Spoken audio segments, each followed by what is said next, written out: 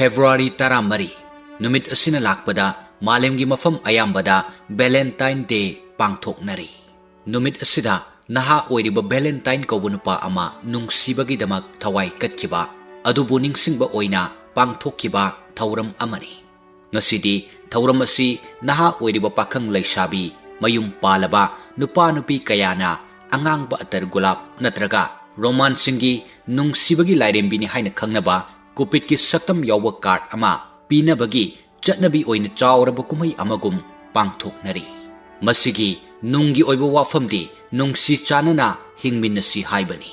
Masigi haurakpham waridi rongi nifunithoi suba ningthaurel Claudius ani subana panba matamdani.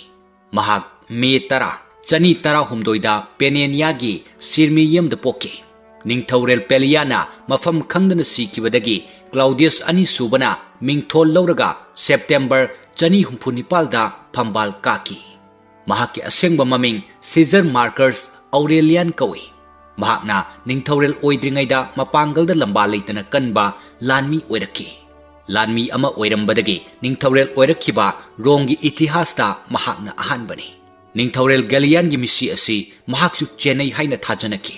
Adubo praman matik chana pibadi ngamnakhide. Mahaki matamda Roman singi makha polamba leibak kaya ningkha tamnabagidamak lan hauraki. Lan namthanaba thakiba rongi lanmi singbu lan soknadan halaki. Maru oina god singni. Hauziki matamgi Europe ki leibak sing asibu god ki leibak haina khangnarami. God ki lanmi lak ahum lising kun jahas lising ani Black Sea mapanda leiba Moyosia da thunglabada rongi lanmi sing akiba poknaki. Amaromda Egypt ki lukrabi Maharani Genobiana phambal hek ka khibaga Roman singdagi ning tamle amadi chahi lisang sitna loipot karamba adu tokle haina lauthoraki. Oirakliba phibam aduda ningthaurel Claudius hainingai leitana ningba kaike. Lanmi singna kari maramdagi lan soknaba pamdribano haina thigatlubada lanmi sing adu chahi yamlaba ahal ngakta oiramba matam kuina kainaraklaba masa masu nungsirakpa mayumda potharaga leiba pamlakpa siba kinarakpadagi lanphamdagi hannarakhibani. Ningthauna masi khangbadagi ahal oiraba lanmi sing potha halaga mayum pandriba naha pakhang ngaktagi oiba lanmi semgalagani haina rom sinba thungna lauthoraki. Rom da leiriba pakhang lesabi amata luhongba yaroi pakhang pumnamak lanphamda chatlaga kaigadawraba Roman samaraija kangadabani. Lanphamda chawna mai paklaba matungda luhongba yagani. Matamdugi rongi luhongbagi chatnabi amalai February 13 da Lucrus lairembabu irat thaunibagi thauram ama chahi khudingi pangthoi. Amaromda masi luhongbagi thauram hairagasu khangnai. Numit asida upu natraga chapu amada laisabi singi maming iraga hapkani. Pakhang amana changlaklaga chapu manungdagi maming yawba che ama lokhatkani. Maduda iramba laisabi adu mahakna pamlabasu pamdrabasu namduna luhongani. Masigi chatnabisi matamdugi rongi laisabi pakhang singna yamna yaningde. Madugi niyam thugairuba laisabi natraga pakhang adu ningthaugi chairak phangani. Lamhenbani khanduna kaisum sangda thamgani. Kanagumba kharadi ningba kairabani khanduna romda cheliba Tiber turelda chongtharaga thawai thagani. Ningthaugi akanba yathang asi tabada romda leiriba maru oina laisabi pakhang singna yaningde. Adubo ningthau kibadagi kana amatana phongna yaningde haibadi ngamlamde. Matamsida naha oiriba pakhang Valentine phongna lauthoraki. Ningthauna pamlibasi Roman samaraija kange haibanate maru phangna manghankhige haibani.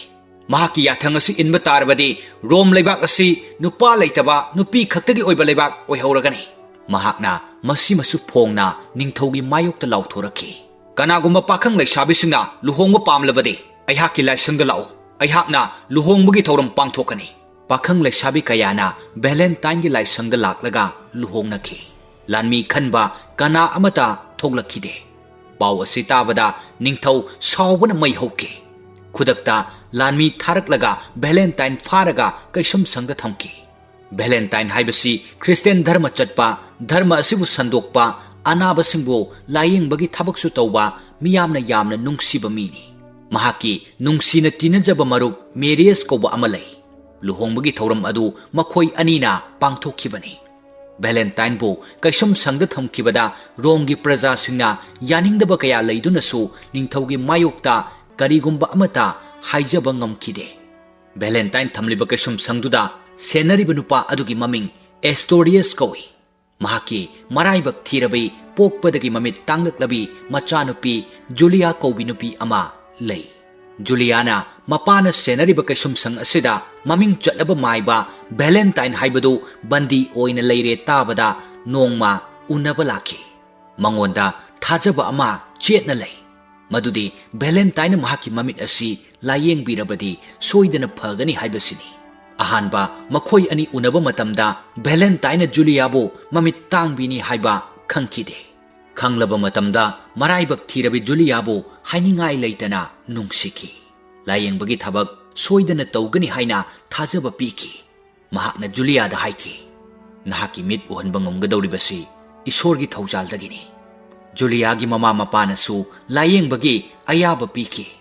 Nungsinaba haibasi miyoybagi nungdagi pawlakkiba kallaba thingba ngamdaba ihau amani. Nungtigi layengba lakliba Juliagi fajaraba ningthiraba maithong ubada Valentine sumhatki. Julia su Valentine gi warida thamoi sengna nungsiraki. Layengbagi thabak tauna Valentine na Julia makhal mathel kayagi gyan tambi. Telaba matam kharagi manungda mana khangdaba leirakte. Mamit udaba tamangaire. Science angka atiyagi maramda romansingi maihorolgi warisin. Masagi angakpa loksingdu ubada mapa mama angakpa poki. Ningthaugi chairak kidana makhoi pumnamak Christian laiming loki. Kaisum sangda leiriba bandi nifusu laiming loki. Matamduda romansingdi Christian gi thajaba leitri. Christian dharmada laiming loba masing yamdri. Ningthau masamak Christian bu khwaidagi chawba yeknabani khale. Mahakna Valentine bu ka hena nungsidabagi maramsu masina amani. Jahi kharagi mamangda Romda laijaw thokpagi laina ama akiba fangna sandoraki. Laina aduna nongmada Romda mi lising mari sihanki. Laina adugi maramda tuknga sandoraki.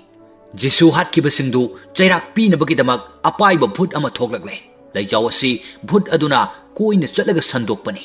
Christian laiming lawbasingdadi laina asi naroi. Masigi tuknga asi Romgi mafam kuding sinba thungki. Masidani ningthau Claudius na hiena sauribasi.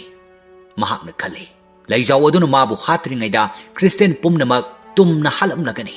Amaromda Valentine amadi Julia anigi marakta leinariba nungsibagi maridu lanmi amana nongma ukibadagi ningthaugi nakong yawhanki. Paudu tabada ningthau sawbana maihauki. Mahakpu usittabagi thaudawni khanki. Matik chaba chairak piba pambadagi kaisum sangdagi mahaki manakta puraki. Machin tumba khulai paibasing thajalaga Valentine gi hakchang sinba thungna yuhanki. Masa pumnamak ihing nahing sahanki.